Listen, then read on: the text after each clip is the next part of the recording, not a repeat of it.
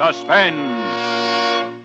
Wherever hospitality is a gracious art, the best serve C-R-E-S-T-A, B-L-A-N-C-A. Cresta Blanca. Cresta Blanca. Yes, following a tradition of pleasing the world's most discriminating travelers, American Overseas Airlines offers its passengers Cresta Blanca California wines. To help you distinguish your entertaining, Cresta Blanca has created a magnificent selection of wines to please every taste, to enrich every occasion. Shenley's Cresta Blanca Wine Company, Livermore, California. And now, Shenley brings you radio's outstanding theater of thrills. Suspense. Presented by Roma Wines. That's R-O-M-A. Roma Wines, for your everyday enjoyment. Tonight, Roma Wines of Fresno, California bring you Miss Lynn Barry in Murder by an Expert, a suspense play produced, edited, and directed for Shenley by William Spear. I didn't want to hurt him. I didn't want to hurt him, but I couldn't do it while he lay there sleeping so peacefully. He had to be awake when it happened. He had to be awake. Bob? Bob! Bob, get up. Get up. Well, what's the matter? I haven't... We have an audition. What time is it? 20 minutes to 11. An audition in the middle of the night? There's a club over on 8th Street needs a dance team. Tabor just phoned me, said to get over there right away. I didn't hear any phone. You were asleep. Usually wakes me. All right. I'll get dressed. I suppose they want us to go on tonight. I'm not going to be much good. I think it could wait till morning, anyway. That was step number 1. While he was dressing, I stepped out to the payphone in the hall. I could hear him in the bathroom. I looked at the watch. I didn't have to rush. I had time, enough time.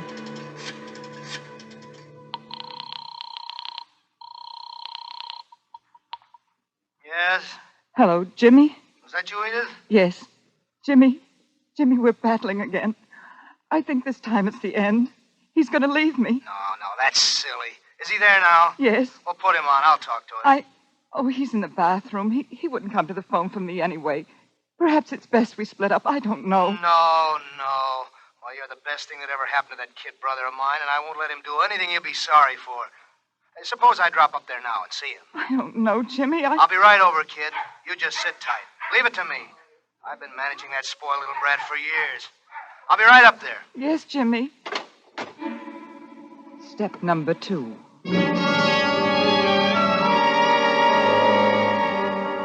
The big brother was going to step over and straighten everything out. I looked at the watch again. It was 11:15. He'd get there at 11. Just the time. Just the right time. All right, are we going or aren't we? Oh, you got ready quickly. Who was that on the phone? Wrong number. Yeah? Did you tell the wrong number? You couldn't go out with them tonight? I said it was a wrong number. I heard you. You don't believe me? You're going to get ready to go out or aren't you? I didn't like to have it that way, but that was how it had to be. Violent, angry, like there'd been an argument. That was how it was going to have to look. He turned his back to me and started lifting our costumes into a little suitcase. I slid the knife into my hand. Cold. Even the wood handle was cold. What would the steel feel like to Bob? I came very close to him. He started to turn. Where's your other And I jumped forward quickly and lost the knife somewhere in his throat.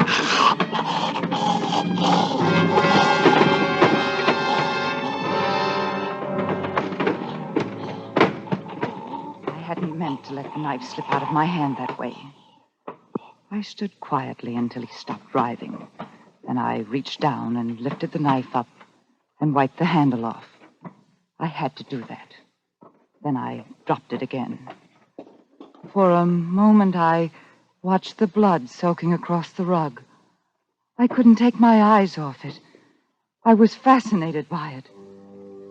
Then I snapped awake. I looked around the room. I don't know what for. I'd taken care of everything, but I looked anyway. And then I saw it. The little pocket watch that George had loaned me for the timing, because everything had to be timed right, just right. I must have put it down there when I did it. I slipped it into my handbag, put on my hat and coat. It was 10 to 11. That was when he died. 10 minutes to 11.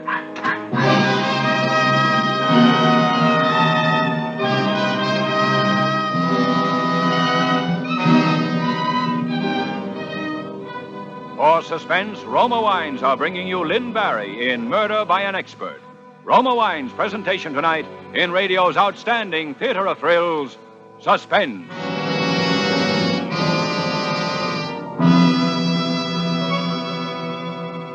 Suspense, radio's outstanding theater of thrills, is brought to you by Roma. That's R-O-M-A, Roma Wines, America's largest selling wines.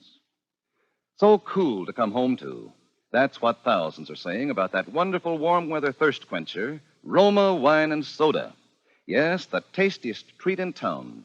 Cool Roma Wine and Soda is a tempting treat for the family, a delightful refresher to serve friends who drop in these sultry evenings. Just half-fill tall glasses with your favorite Roma California wine, such as Roma Burgundy or Sauterne. Pop in a few ice cubes. Fill with sparkling water, sweeten to taste. Remember, wine and soda made with Roma is better tasting because Roma wines are selected for your pleasure from the world's greatest reserves of fine wines. And now, Roma Wines bring back to our Hollywood soundstage Lynn Barry as Edith Reed in Murder by an Expert, a play well calculated to keep you in suspense.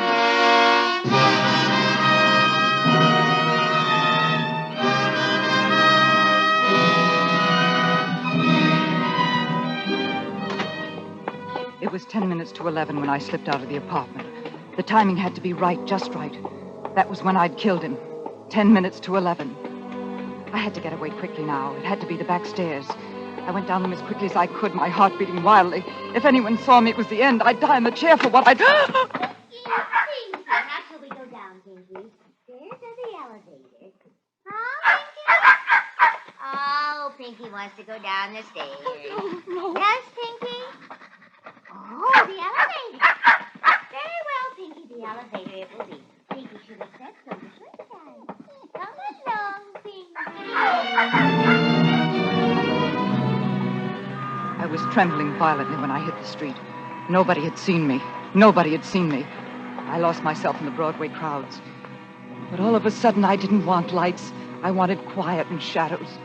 I cut across the park. I passed the apartment house once. There was no one around. I came back and dove down the stairway marked service entrance. I walked through the cellar. Edith, here, over here. Oh, George. Did anyone see you come in? No one. I'm sure no one did. Oh, George. Come on, up the stairs here. I thought we might use a service elevator, but it's too risky. It's only one flight up. Steady now. Corridor's clear. Come on, come on.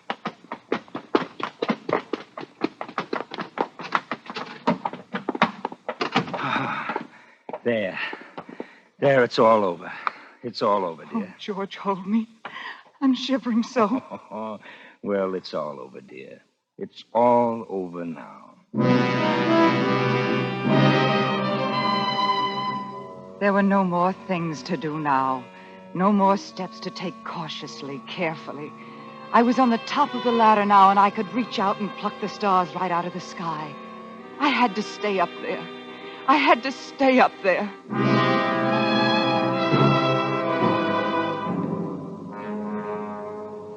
I wasn't nervous at all. Wow. You'd have thought I'd been doing that sort of thing all my life. Oh, you're wonderful, Edith. All I remember is the blood on the carpet. It'll have to be cleaned, you know. Mm-hmm. We will be happy now, won't we, George? Oh, that will be the police. Oh, I'd forgotten. I was thinking it was all over. It's just this little more. Do you feel up to it? Oh, I'm all right, dear. I'll be fine. You'll see. I won't throw it all away now. Open the door. Miss Reed? Yes?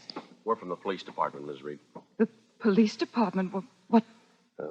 Well, Miss Reed, your husband's had an accident. Bob? Tell me.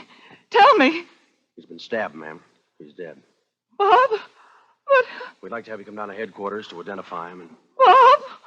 Oh, no. Oh, no, no.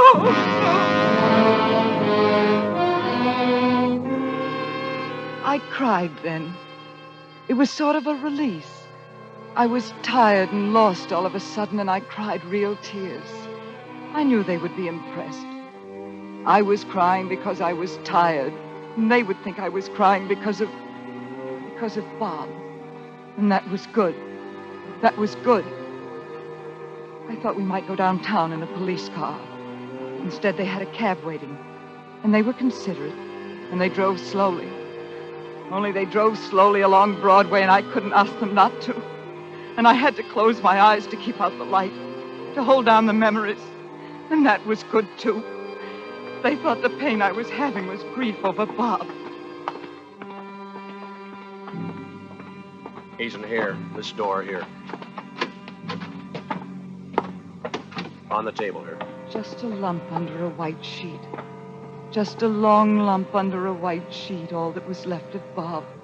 All that was left of the man who'd been my husband. I'll have to take the sheet off his face now, Miss Reed. Steady. This your husband? Yes. Yes, that's Bob. Steady. Steady. That'll be all in here, if you'll come with me.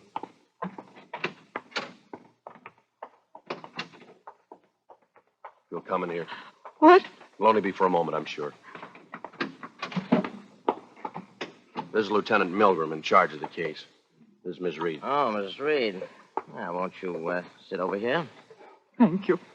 I know you must be under a terrific strain, and I won't keep you any longer than I have to, Mrs. Reed. I'll make things as easy for you as I can. And this is George Lee. How do you do, Mr. Lee? How do you do? We've all been terribly shocked by this. Yes. Who would want to kill Bob? He had no enemies. Was it robbery or... No, I'm afraid it was no robbery. But then what? You went out tonight. Yes. Early? Yes, at about 7. I don't know the exact time. Close to 7. The doorman would know. As we asked him, he said 7. When did you return to your apartment? I hadn't been home all night. Where were you? Well, she was at my place. You must know that. Your men picked us up there. Uh-huh. Yes. Yes, she was with me. Oh, on business, I assure you. Mr. and Mrs. Reed were two of my dearest friends. I'm a dance director. I was working with them on a routine. He had wanted me to say I'd been in another man's apartment. He had wanted me to come right out and say it. Cops thought it was unnatural to be too good. They became suspicious if you were too good. There was a leaky water faucet that kept dripping somewhere in the room.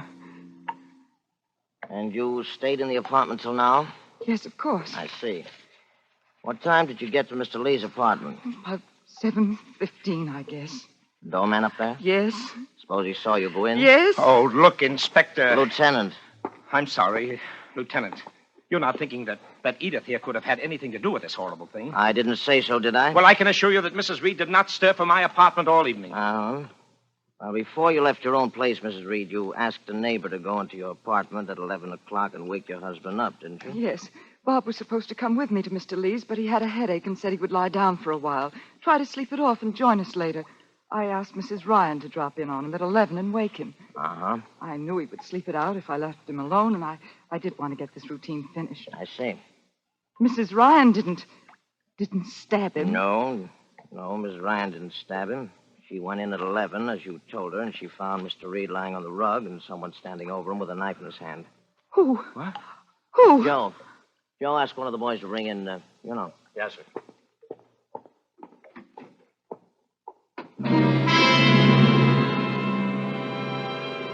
The timing had been perfect. Everything had gone well. I was aware that I wasn't shivering anymore. I was complete master of myself now. I had nothing to be afraid of now. Why, he'd even picked up the knife. Edith! Oh, Edith, thank heaven. Jimmy, what? Edith, will you tell these guys what's what? They seem to be in some kind of a fog. They think I killed Bob. I don't know what's happening to me, but... Easy. You don't mean he? Yes, he's the fellow Mrs. Ryan found with a knife in his hand, his own hunting knife. Oh, no, that's impossible. Bob was his brother. Jimmy, I know you didn't do it. Well, of course I didn't do it. Tell them about the quarrel. Tell them about the phone call. About the quarrel? The phone call? Yeah, tell them that I was sort of a misfix-it for you two when things got out of hand. Tell them how I felt about Bob and you. What quarrel, Jimmy? What phone call? What quarrel? Well, the one you had tonight with Bob. I? What's the matter? Tell them about calling me up. Jimmy, what are you talking about? What am I talking about? You called me tonight from the apartment and said you and Bob were splitting up and... Well, why are you shaking your head? I just don't know what you're talking about, Jimmy. Bob and I didn't quarrel. I didn't call anyone. What time did the call come? Oh, about 11:15, and around that, I said I'd be over and try and straighten things out. Mrs. Reed was with you at the time? What? Oh, yes, certainly. Did you make any calls? No, none. Edith, for heaven's sake! Was anybody with you when you got the call? No, I was in bed. It was your knife, wasn't it, Mac? Oh, yes, but I don't know how it got to Bob's apartment. It was there when I got there. Bob was dead when I arrived. You quarreled with your brother on occasion, didn't you? Not quarrel. No, I was the older brother. I had to straighten him out once or twice. Mrs. Ryan says you often quarreled with him. Oh, they weren't quarrels. Edith, she used to call up when things went wrong, and I'd hustle over and help out. I had a lot of influence with Bob. I tell you, Oh, Edith, you're kidding with me. Tell him how I felt about Bob. Go on, tell him. You killed him. You killed him. Edith! I told you I loved him. I told you that the last time you asked me to leave him and go with you. I told you that the last time and the time before that and the time before that. Edith, you... You mean he and your husband quarreled over you? Yes. Edith, you don't know what you're saying. You had to kill him. Love you. I hate you. I hate you. What? I'll die hating you. She's crazy. You're lying or Take him something. away. Edith! Edith!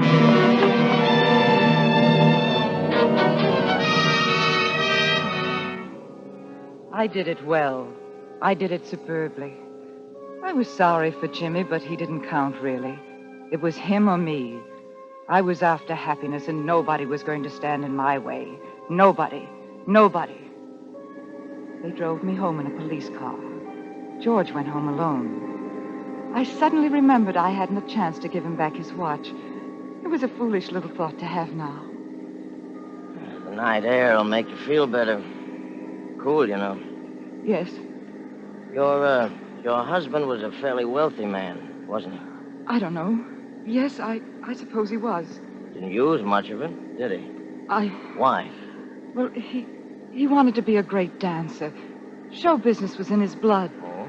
He said he was going to become as great as Astaire or Bolger or Kelly. Oh. And he was going to do it the way they did it, the hard way. He wasn't going to buy success.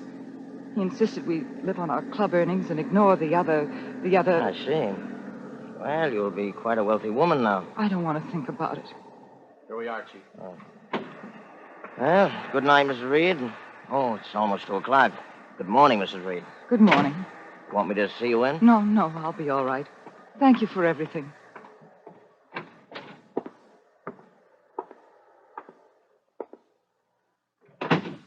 Oh, good evening, ma'am. Hello, Joseph. 6, please. I'm sorry about... Thank you, Joseph. You're not going to sleep up there, are you? Yes, Joseph. There's nothing to be afraid of. When you love someone the way I love Bob, it... Oh, yeah, I understand, ma'am. You're right. Oh, here we are, ma'am. Thank you, Joseph.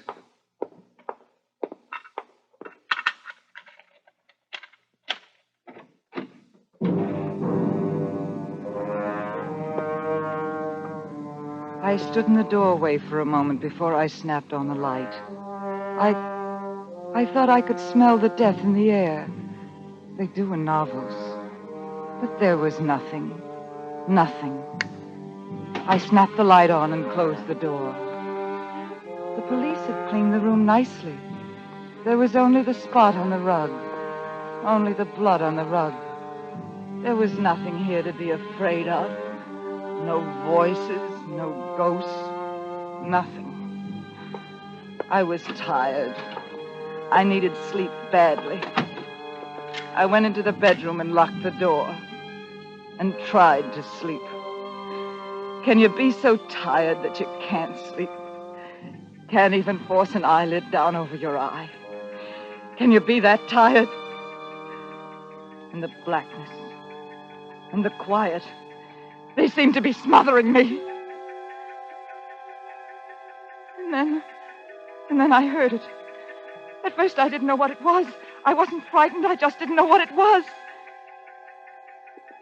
George's watch, of course. The little pocket watch he'd loaned me in my handbag on the bedside table. How silly. They sound so loud in an empty room at night. I snapped on the light. It wasn't that I was afraid. There was nothing to be afraid of, not really. But suddenly I was just a lonely little girl. I didn't want quiet now. I wanted to hear voices, happy sounds, happy noises. I wanted George. I needed to be with him. I needed terribly to be with him now.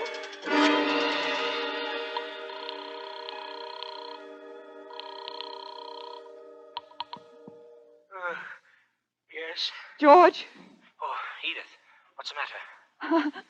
I forgot to give you back your watch. Oh, Edith, don't be silly at a time like I this. know it. It isn't really that. Well, what is it? I've got to see you. I'm coming over. No, wait. At this hour, it's silly, Edith. It's dangerous. I can't help it, darling. I've got to see you. Oh, wait a minute. Not here. There's a little place on 7th Avenue, an all-night lunch place near 40th. Dillard's, I think it is. Right away. All right.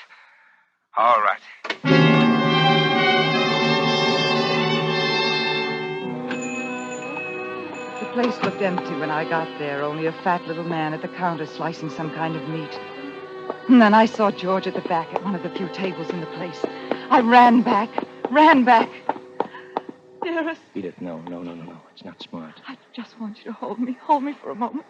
I need you so. Edith, please, the waiter. Oh. Stop trembling. You're trembling. Yeah? Well, it beat, folks. 2 coffees, please. Do you want anything else, Edith? Just you. Huh? I bought him tonight. I don't get it. 2 coffees. Just 2 coffees, please. Sure. You're overwrought. Why? Because I said I bought you. When will we get married, dear? Soon? You should be home sleeping. I suppose we will have to wait a little while for appearance's sake, but set a date, dear, now. Go ahead. Please, the waiter. 2 coffees. Next month, perhaps. In June. Edith, please, let's discuss this whole thing tomorrow in the sunlight, when things are normal. In July, then. Sometime in July. What's the matter, George? When, then? I can wait, darling. I've waited this long. Let's get out of here. No. No, George. I'm not going to move until you answer me, George. When are you going to marry me? Never. I'm not going to marry you. You're joking. Don't joke with me, George. I'm not going to marry with you. Now, I don't want to tell you this now, but maybe it's better. Maybe the quicker we get things straight, the better. Get things straight? Please listen to me. Edith, you're a rich woman now. You've got a lot of money out of tonight. You got rid of him at a nice profit. So why not look at it as a good business deal and nothing else? I don't understand. A good business deal for both of us. We both took chances. George, I don't... I want half of what you inherit, the insurance and such, for my silence and my lies and my general help. I'm not in love with you, Edith. I never was. I needed the money. There's someone else? Yes. There always was, even while... Yes. And you want to blackmail half of my money to finance you and someone else. A business deal. The whole thing was just a business deal. Please. That's very funny. Bob wouldn't give me a divorce, and even if he had, I'd have gotten no money. And you and I would have needed money to live on. So I killed him. All that terror and all that blood for a business deal. A business deal.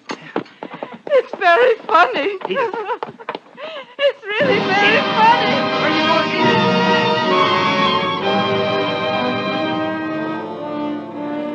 I got out of there somehow and back to the apartment. Oh, I knew what I was going to do.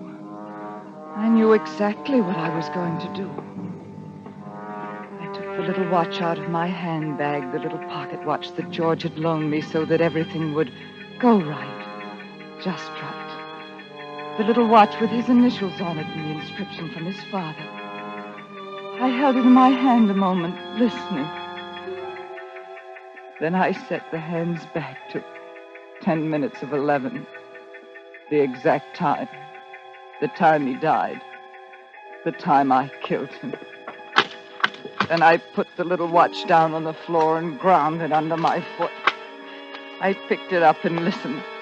It was stopped. Broken and stopped. Stopped at 10 minutes to 11.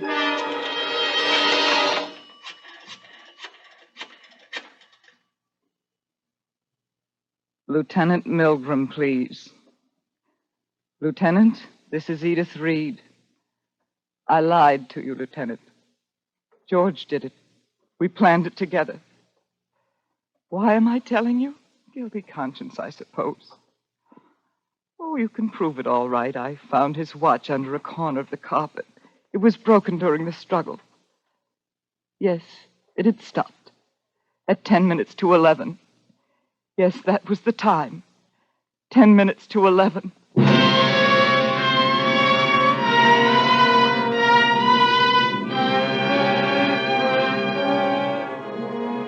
It's terrible to love someone as much as that. I wonder if the other one loved him that much. But he'll never know now. And I suppose he'll never forgive me. George will never forgive me.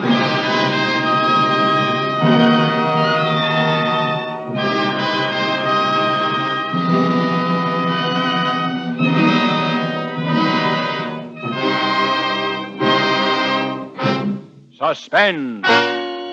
Murder by an Expert, starring Lynn Barry. Presented by Roma Wines. That's R-O-M-A, Roma, California Wines. Those better tasting wines from the world's greatest reserves of fine wines. Better taste is the reason Roma Wine and Soda is one of America's favorite summer refreshers. In Roma, you enjoy better taste that starts with the natural juices of California's choicest grapes. Then, with ancient skills and unmatched wine-making resources, Roma guides this grape treasure unhurriedly to peak taste perfection. These Roma wines are placed with mellow Roma wines of years before. And from these, the world's greatest wine reserves, Roma later selects for your pleasure. Try a refreshing Roma wine and soda made with robust Roma California Burgundy or delicate Roma Sauterne. After a sweltering day, it's so cool to come home to, and so much more delicious when made with better tasting Roma wine, America's largest selling wine. Lynn Barry may soon be seen in the Eagle Lion production, Man from Texas. Tonight's suspense play was by John Shaw. Next Thursday, same time, you will hear Jerome Cowan as star of Suspense. Produced and directed by William Spear for the Roma Wine Company of Fresno, California.